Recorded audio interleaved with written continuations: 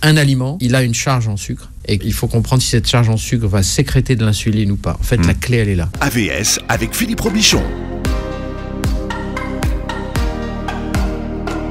AVS, à votre santé, à votre bonne santé. Le plaisir de recevoir ce matin le docteur Régina Lalouche. Bonjour et bienvenue. Bonjour Philippe. Vous êtes médecin nutritionniste, vous êtes également ingénieur médical et chercheur dans le domaine de la prévention du diabète et du surpoids.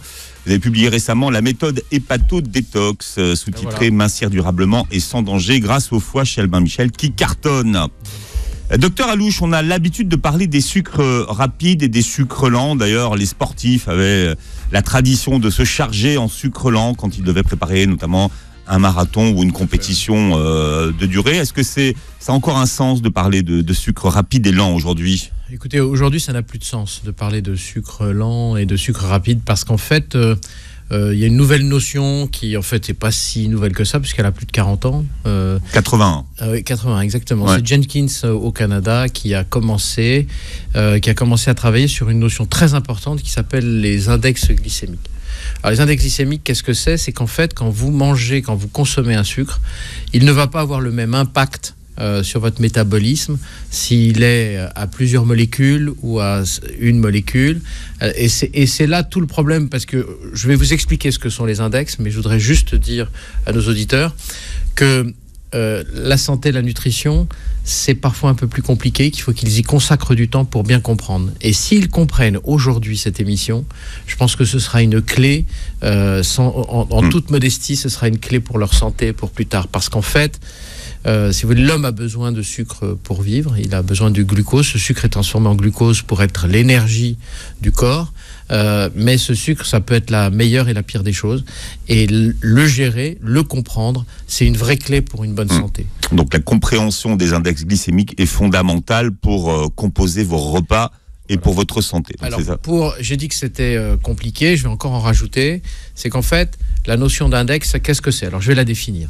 Quand vous ingérez un sucre, il va y avoir une sécrétion d'insuline. C'est-à-dire que le sucre, vous l'avalez, il va dans l'estomac et puis il va passer dans le sang. Donc, la glycémie, c'est-à-dire le taux de sucre dans le sang, va augmenter. Un glucose, hémastie, globule rouge, le sang. Voilà, c'est pas très compliqué. Donc la glycémie à jeun, on a toujours besoin d'un niveau de sucre de base pour être en vie, ce qu'on appelle la glycémie à jeun, qui est comprise entre 0,7 g par litre et 1,05 g par litre. Voilà, ça c'est la normale. Vous l'avalez, ce sucre, il est dans l'estomac, et à ce moment-là, son taux va augmenter dans le sang. À partir du moment où l'organisme détecte cette augmentation, vous avez une glande dans votre corps très très profonde qui est derrière le foie, derrière l'intestin, qui s'appelle le pancréas, et cet organe va sécréter une hormone incroyable qui s'appelle l'insuline. Alors qu'est-ce qu'elle fait, l'insuline ? Donc vous voyez bien, hein, j'avale du sucre, pouf, le pancréas fait de l'insuline, et lorsqu'il fait de l'insuline, cette insuline, elle a deux fonctions, deux missions, écoutez bien. La première, c'est une clé qui ouvre toutes les cellules de votre corps et qui fait rentrer le sucre qui est dans le vaisseau sanguin dans la cellule pour la nourrir. Voilà, c'est simple, c'est une clé. Et s'il n'y a pas de clé, il n'y a pas de sucre dans la cellule et la cellule, elle n'est pas très bien. On fait ce qu'on appelle un malaise hypoglycémique. Et puis, et la deuxième fonction qui est fondamentale, c'est que l'insuline va stocker le sucre que vous n'avez pas brûlé dans les adipocytes, c'est-à-dire les cellules qui stockent le gras. Parce que ce qu'on ne comprend pas, ce qu'on ne sait pas parfois, c'est qu'en fait, le sucre est toujours stocké sous forme de graisse. Donc en fait, l'insuline, vous voyez bien sa mission. Elle ouvre les portes, elle fait rentrer le sucre dans les cellules. Les cellules mangent, sont bien, elles ont l'énergie, elles ont leur essence. Et tout le sucre qui traîne, qui n'a pas été utilisé si on est un peu trop sédentaire, eh bien, ce sucre va aller se stocker dans le gras. Alors, vous parlez de sucre, mais c'est pas que du sucre, hein, c'est quel que soit l'aliment finalement. C'est quel que soit l'aliment. Ça peut être un féculent, ça peut être du pain, c'est pas un morceau de sucre. Dans les sucres, on va substituer donc la notion de sucre rapide et de sucre lent par ce qu'on appelle les sucres simples et les sucres complexes. Voilà. Et après, je vous donnerai des exemples pourquoi sucre lent et sucre rapide, ça marche pas toujours. Donc, les sucres rapides, les sucres simples, ce sont les sucres que vous connaissez, c'est-à-dire le saccharose, le sucre en poudre, le fructose qu'on trouve dans les fruits et le lactose qu'on trouve dans le lait, les yaourts, voilà. ainsi de suite. Ça, c'est des sucres simples. C'est une molécule. Donc, il y a des molécules. Vous prenez un liquide, vous mettez quelques molécules dedans. C'est les sucres simples qui flottent dans ce liquide. Et puis, vous avez les sucres complexes. Alors, qu'est-ce que c'est les sucres complexes? C'est une chaîne de sucres ensemble. Voilà. Totalement. Alors, vous en avez deux types. Alors, c'est l'amidon. L'amidon, c'est le sucre complexe par excellence. Qu'il y a dans les patates, par exemple. Dans les pommes de terre, dans le riz, dans le pain. Le pain, ouais. Enfin, tout ce qui utilise l'amidon. L'amidon, qu'est-ce que c'est? C'est donc, il y a deux amidons. Il y a l'amylose. L'amylose, en fait, c'est un amidon qui est en boucle. D'accord, qui est comme une spirale, comme un ressort de suspension. Et donc, quand vous l'avalez, eh bien, il va falloir un peu de temps pour les enzymes pour découper le ressort. Et puis, vous avez l'autre amidon qui est l'amylopectine.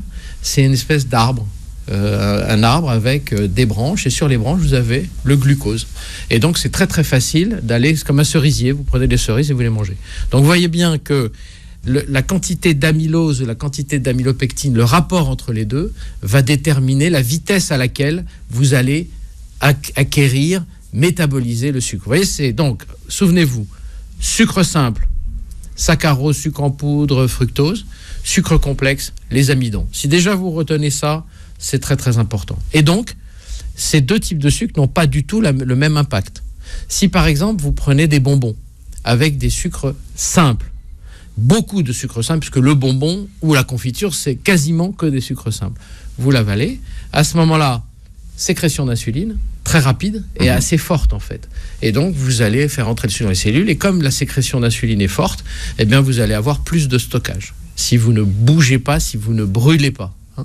Alors que si vous avalez par exemple du riz, eh bien, comme c'est un amidon, il va falloir du temps pour découper l'amidon et faire que le sucre passe. C'est comme si vous passiez le sucre dans un sablier. Et le sablier... C'est peut-être pour ça qu'on disait que c'était un sucre lent. Exactement. Le problème, c'est que si vous cuisez trop des pâtes, par exemple, eh bien, à ce moment-là, c'est comme si vous mangiez des sucres simples.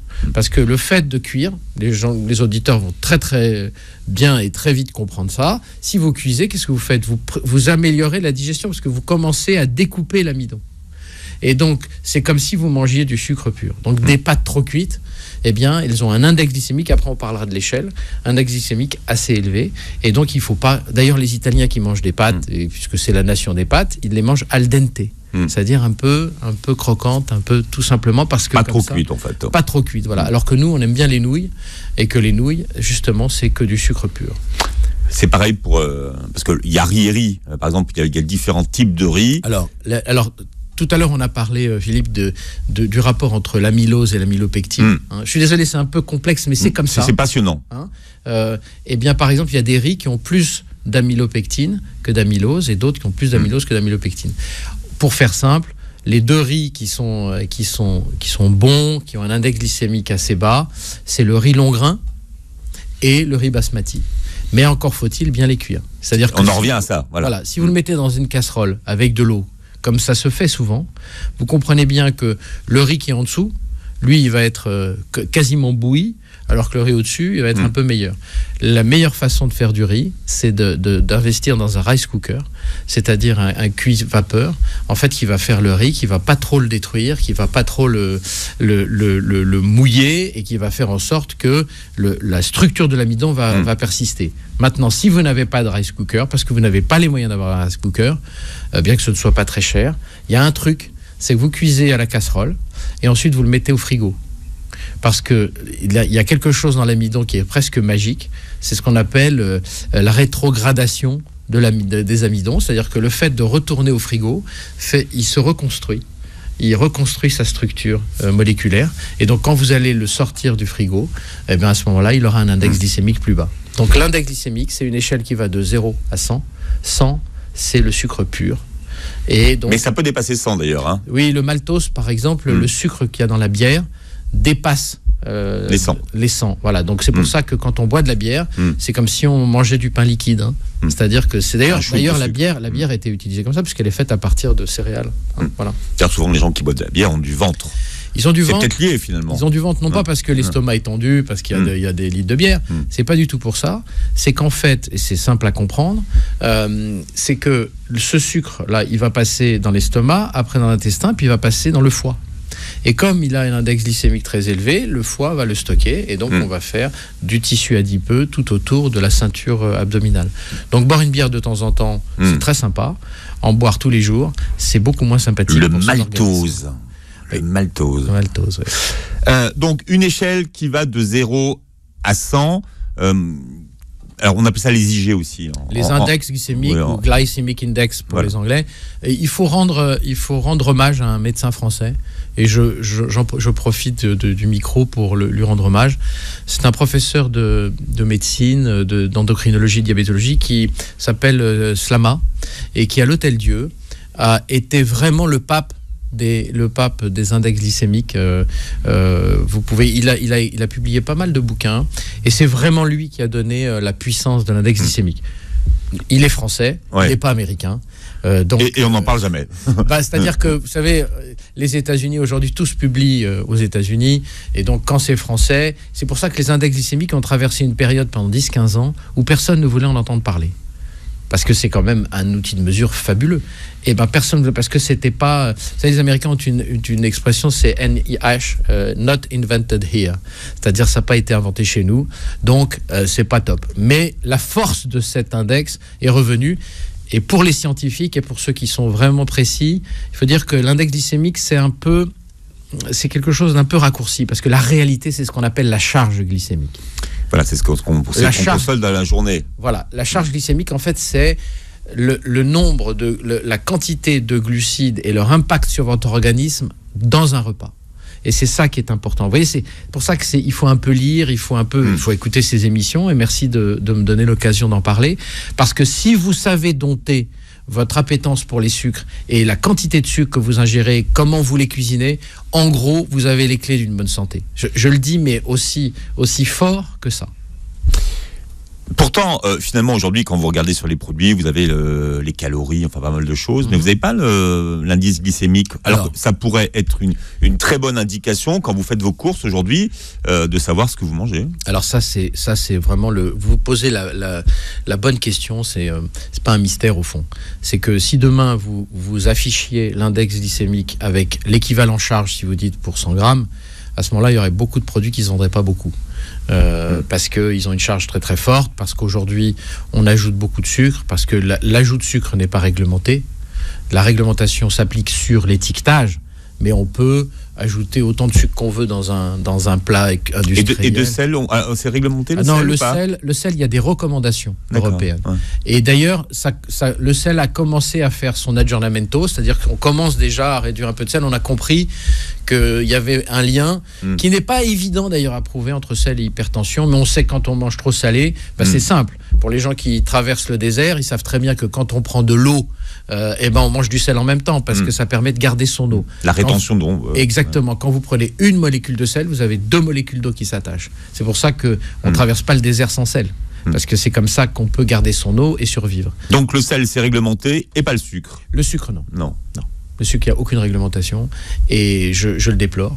Je pense que si vous achetez aujourd'hui un pot de cornichon, donc quand vous achetez un pot de cornichon, il est salé normalement, le cornichon, c'est ça qu'on aime, ce côté un peu acide. Eh bien, dans l'eau des cornichons, vous aurez du sucre. Parce que le sucre va permettre d'être un exhausteur de goût, va permettre de couvrir les acidités, et les mauvais produits ou les produits un peu limites, si vous ajoutez du sucre, ça passera très très bien. Et il y a une véritable appétence au sucre. Vous savez, c'est normal. La première chose que vous faites quand vous naissez, vous cherchez le sein de votre maman.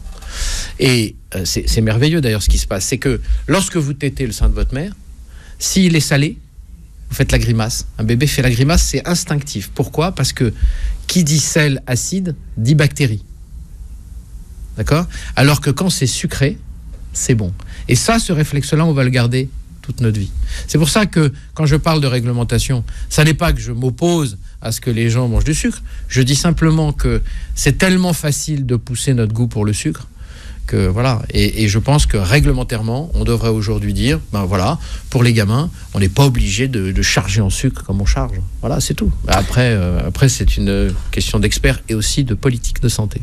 Alors, dans un très bon livre que vous avez écrit, il y a le tableau, justement, des aliments par index glycémique. On va voir les bons, les amis, ceux qu'il faut privilégier, les aliments à consommer. Et puis, 182 pour ceux qui l'ont déjà. J'ai entendu parler d'un docteur qui ne mangeait jamais d'aliments à indice glycémique élevé tous les jours de l'année. Vous le connaissez ? Je le connais, je crois que je le connais. En fait, attendez, il faut être très honnête. Sauf les jours de fête. Il n'y a rien d'interdit, voilà, exactement. Voilà. La vie alimentaire, ça doit être une vie de routine. Je suis désolé de le dire. Plus vous êtes routinier dans votre alimentation, moins vous mangez. Et puis, il y a les repas de fête. Qui peuvent être des repas de fête religieux, des repas de fête familiaux, entre copains.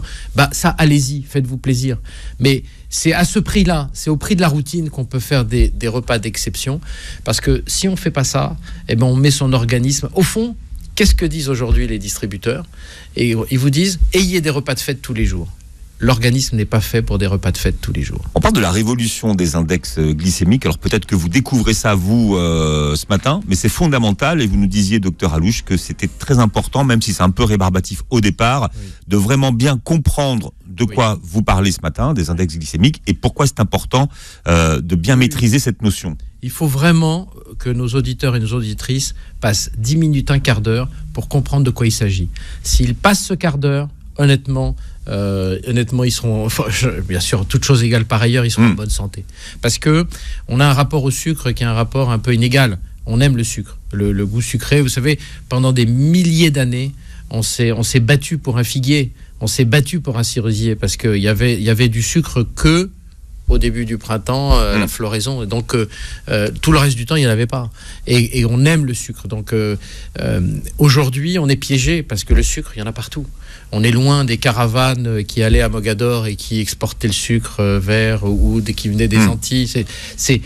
À l'époque, ça coûtait 1 kilo de sucre, c'était presque le prix d'1 kilo d'or. Donc, aujourd'hui, il y en a partout. Les agriculteurs ont bien travaillé, il y a du sucre partout. Et le problème, c'est qu'on n'est pas armé pour se défendre. Parce que c'est tellement bon, le sucre, c'est tellement bon. Donc on n'est pas armé. Donc en fait, ce qu'il faut, c'est que il faut comprendre. Et pour comprendre, il faut lire. Il faut lire un petit peu et comprendre que donc un aliment, il a une charge en sucre. Et qu'il faut comprendre si cette charge en sucre va sécréter de l'insuline ou pas. En fait, la clé, elle est là. Elle a été tellement là qu'au début des régimes Atkins, je ne sais pas si ça vous dit quelque chose dans les années 60. Régime américain qu'on cartonnait. Ouais. Voilà.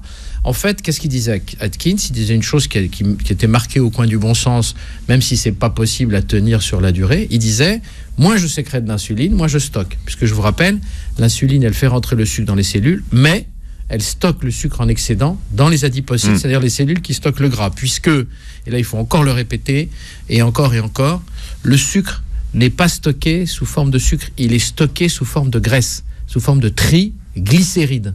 D'accord ? Glycérides, glucose. Donc en fait, votre foie, quand il a du sucre et qu'il en a trop, pour le stocker, il met une branche de 3 glycérides, des triglycérides, et après il va les stocker dans les adipocytes. Et malheureusement, quand il n'arrive plus à avoir une espace de stockage, parce que vous ne pouvez plus grossir, eh bien à ce moment-là, il va le stocker dans sa propre structure, dans sa propre matrice.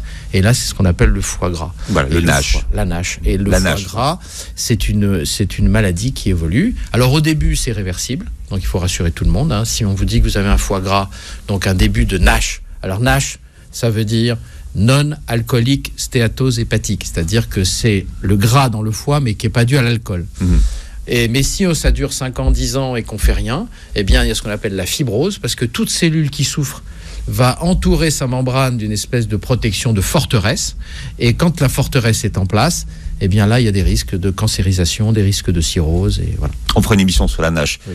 Une échelle donc de 0 à 100, quel est l'indice glycérique, on va dire, idéal ? Alors, l'index glycémique 0 à 100, vous voyez bien, 100, on a mis le glucose, et puis on compare tous les éléments par rapport à ce 100. La bonne échelle, c'est de consommer des sucres régulièrement, des sucres à index glycémique moyen ou bas, c'est-à-dire inférieur à 55. Voilà. Alors, je prends des exemples. Quand vous prenez le melon et la pastèque, Philippe, vous pensez quoi ? Quel est celui qui a le plus fort index glycémique ? Je suis sûr que c'est le melon. Eh bien, c'était un piège, mais vous avez compris que c'était un piège, parce que vous savez bien plus de choses que moi. C'est qu'en fait, c'est la pastèque. Pourquoi? Parce que vous allez très bien comprendre. Moi, j'adore la pastèque, j'adore le melon. Et tout le monde pense que c'est rafraîchissant Voilà. et que justement, il n'y a pas beaucoup de sucre dedans. Exactement. Parce Mais qu'on qu'est-ce que sent c'est pas. la pastèque?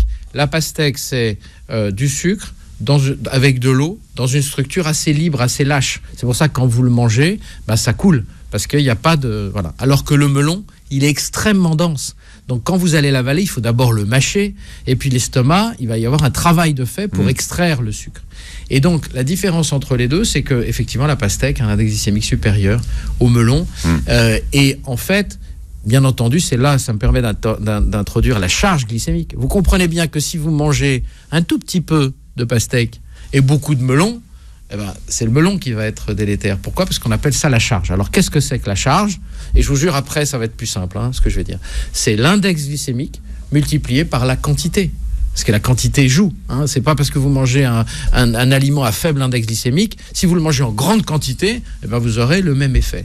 Donc la charge glycémique, c'est le plus important. Et vous voyez, il faut passer un peu de temps pour se dire, prenez par exemple, faites une expérience, prenez le repas de midi et vous dites, voilà, j'ai mangé une pomme, c'est 10 grammes de sucre, j'ai mangé des pâtes, j'en ai mangé 100 grammes, donc j'ai, voilà, et ainsi de suite. Et vous calculez l'index glycémique de chacun, vous regardez l'index glycémique de chacun dans le bouquin et vous multipliez par la quantité et vous aurez la charge du repas, parce que tout ça se mélange dans l'estomac. Donc par exemple, si vous mangez quelque chose avec un index glycémique très très chargé, mais que vous mangez d'autres choses, des protéines, ça va compliquer le fait de prendre le sucre. Si vous le mangez tout seul, c'est pas pareil, parce qu'à ce moment-là, il y aura une sécrétion d'insuline brutale et directe. Donc en fait, avoir la table d'index, c'est vraiment très important. Pour ceux qui veulent perdre du poids, pour ceux qui ne veulent pas en prendre, surtout pour les prédiabétiques et particulièrement pour les diabétiques de type 2. Mais comme vous l'avez dit, la charge glycémique, les index glycémiques, malgré les centaines de milliers de publications qui existent, si vous tapez sur PubMed ou malgré des publications scientifiques de grande qualité, pour l'instant, aucun travail réglementaire n'a été fait sur le fait d'afficher ou pas les index glycémiques. Et d'ailleurs, il y a beaucoup d'applications, vous savez, qui vous disent ce qui est bon, ce qui n'est pas bon. La réalité, c'est que à jamais l'index glycémique n'est considéré. C'est la quantité de sucre brut, et ça, c'est pas bon. Vous avez parlé de l'importance de la cuisson sur la modification des index glycémiques tout à l'heure. Exemple, la carotte. Oui. Alors la carotte, quand elle est crue, elle a un index très bas. Et quand elle est cuite, son index glycémique double. Voilà. Donc en fait, les carottes cuites, alors c'est toujours la même chose. Si vous mangez 1 kilo de carottes crues, ça a beaucoup plus d'incidence que si vous mangez 3 ou 4 garnitures avec 3 ou 4 carottes cuites. Ce qu'il faut, c'est savoir raison garder. C'est-à-dire qu'il ne faut pas rentrer dans ça c'est interdit, ça c'est autorisé. Il faut savoir jouer avec les aliments et avoir cette connaissance. Parce que quand vous l'avez et que vous préparez la cuisine pour votre famille, eh bien à ce moment-là, vous intégrerez ces données et ça ne se verra pas. Que vous mettiez 3 carottes cuites ou 2 carottes cuites, franchement, personne n'y verra la différence. C'est pour ça que c'est une arme extraordinaire, l'arme de la charge des index glycémiques. Et je pense que tous les gens qui font la cuisine pour leur famille, que ce soit les pères ou les mères, ou les enfants, devraient connaître ces éléments. Un petit piège à éviter, si vous regardez le tableau, donc page 182 du livre, vous avez le fructose. Les fruits ont un index glycémique bas. Alors là, par exemple, si on parle de melon et de pastèque, est-ce qu'on parle de fructose? On parle de fructose, on parle de fructose. Et là, l'index glycémique du fructose est bas. C'est ce qui a fait croire d'ailleurs dans les années 70 qu'on pouvait pousser le fructose pour les diabétiques. Il y avait, par exemple en Allemagne, on avait le droit aux allégations nutritionnelles et il y avait toutes des rayons dans les supermarchés pour les diabétiques à base de fructose. Le problème du fructose, c'est que c'est un sucre très très différent des autres. Donc le fructose, on le trouve dans les fruits. Pour nos auditeurs, vous avez le saccharose et le fructose. Le saccharose, c'est une molécule de glucose, une molécule de fructose. Le fructose, c'est une molécule de fructose. Alors pourquoi c'est différent? Parce que le glucose peut être utilisé par n'importe quelle cellule de votre corps, musculaire, de n'importe quel organe, cerveau, alors que le fructose doit d'abord subir une transformation pour être transformé en glucose, et qui le fait? Un seul organe, le foie. Et le problème, c'est que quand il transforme le fructose en glucose, ça lui demande beaucoup de travail. Beaucoup de travail. Et il a tout un travail enzymatique. Vous savez, c'est une petite usine, le foie. Il voit arriver le fructose. Bon, les gars, faut y aller. Alors, il a une dizaine d'acolytes qui sont là, qui sont en train de découper, machin. Mais tout ça, ça lui demande énormément d'énergie. Et quand il fait ça, il fait pas autre chose. Et donc, il stocke le reste sous forme de graisse dans son parenchyme. Donc, plus vous consommez de fructose pur. Alors, bien entendu, vous mangez un fruit. Dans un fruit, vous avez de l'eau, du fructose, des vitamines, des fibres. Il n'y a pas de problème parce qu'il faut du temps pour ça. Mais si vous buvez par exemple un gros jus d'orange avec 4 oranges dedans, d'un coup, à ce moment-là, votre foie, il va voir arriver ce fructose, il va falloir qu'il bosse. Et les fibres d'ailleurs dans le jus? Et il n'y en a pas. Quasiment pas. Donc, un fruit... C'est pas équivalent. C'est-à-dire qu'en fait déjà, manger un fruit et boire un jus, c'est pas équivalent. C'est pas la même chose. C'est pas équivalent. Maintenant, si vous êtes en bonne santé, que vous bougez tout le temps, que vous avez un super métabolisme, vous pouvez boire votre jus de fruits.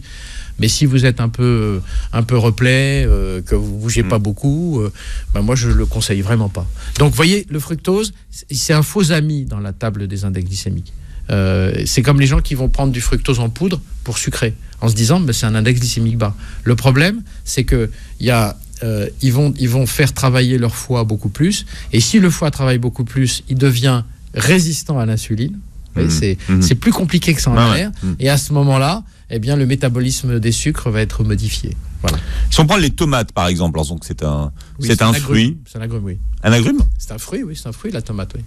C'est pas un supermarché, c'est toujours dans le truc légumes. Oui, parce que dans l'inconscient social, c'est considéré comme ça. Alors, au niveau de la cuisson de la tomate, est-ce que ça change quelque chose sur l'indice glycémique? Oui, ça change, ça va un peu augmenter son index glycémique, mais très peu, parce que l'avantage de la tomate, c'est que vous la mangez avec ses fibres, avec son eau, avec ses vitamines, alors ça va augmenter un petit peu, mais c'est pas catastrophique. La tomate cuite, ça a aucun problème. Alors la betterave qui a mauvaise réputation chez les diabétiques. Oui, alors d'abord, je pense que la betterave, il ne faut pas confondre la betterave à sucre et la betterave ménagère. C'est-à-dire que la betterave à sucre, c'est la superbe invention de Napoléon qu'il a développée parce qu'il avait le blocus des Anglais sur les Antilles et la canne à sucre. C'est tout simple. Donc on a fait la betterave à sucre qui a fait les beaux jours de pas mal de régions agricoles autour de Paris. Et en fait, celle-là, elle est faite pour le sucre. Elle est utilisée un peu comme la canne à sucre. Elle est bouillie. Ensuite, on extrait le sucre, on le pulvérise. Et voilà. La betterave ménagère, il faut la cuire d'abord. Vous savez, elle est en général, il la vend cuite. Et il y a effectivement un peu de sucre dans la betterave, mais elle a un avantage énorme, c'est qu'elle est rouge. Et alors, tous les légumes qui ont une coloration rouge ont un avantage énorme en termes d'antioxydants. Et particulièrement aussi pour la vision, puisque ce sont des pigments, les pigments rouges et les pigments violets sont des pigments qui sont extrêmement appréciés par les yeux. Et donc, manger de temps en temps des betteraves en entrée, ça n'a strictement aucune importance en termes d'index glycémique. Vous voyez pourquoi? Parce que vous n'allez pas manger les betteraves seules. Vous allez manger après, vous allez prendre une protéine, vous allez prendre des légumes, tout ça, ça va être noyé.